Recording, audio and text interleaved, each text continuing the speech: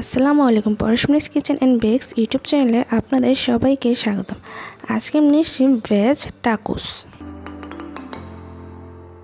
তাহলে ফিরছি ইন্ট্রোর পর।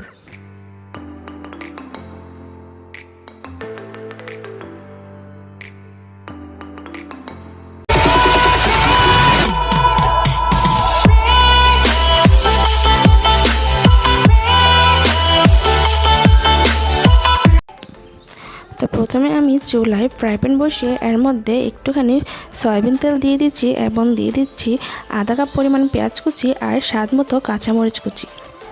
এখন আমি পেঁয়াজ আর কাঁচামরিচটাকে হালকা করে ভেজে নেব।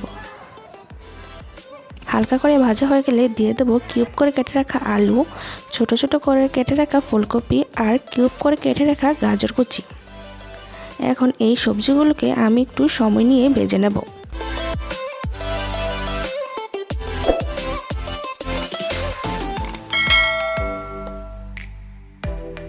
হালকা করে ভাজা হয়ে গেলে দিয়ে দেবো স্বাদ মতো লবণ, আধা চা চামচ মরিচের গুঁড়া, আধা চা চামচ হলুদের গুঁড়া, 2 টেবিল চামচ টমেটো সস আর 1 টেবিল চামচ সয়া সস। এখন এই সবগুলোকে ভালো করে মিশিয়ে নেব।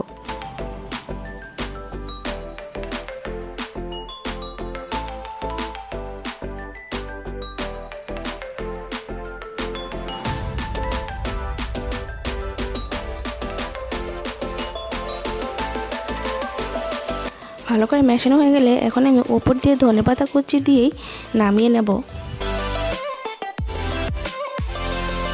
এখন আমি আগে থেকেই একটা রুটি বানিয়ে নিয়েছি এবং এই রুটির এক সাইড দিয়ে আমি কিছুটা টমেটো সস লাগিয়ে নেব।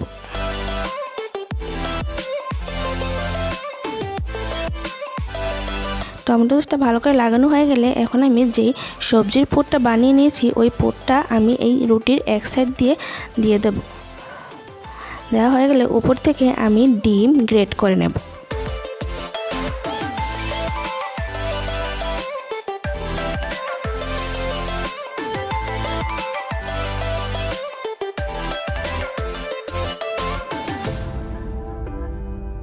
ডিমটা গ্রেট করা হয়ে গেলে অপর সাইডের যে রুটির অংশটা রয়েছে ওইটা আমি এই পাশ দিয়ে উপর দিয়ে একটু চেপে চেপে লাগিয়ে নেব। এখন আমি চুলায় ফ্রাই প্যান বসিয়ে হালকা করে তেল দিয়ে দেব। দিয়ে এই ভেজ টাকুসগুলোকে দিয়ে মিডিয়াম টু লো হিটে আমি হালকা করে ভেজে নেব।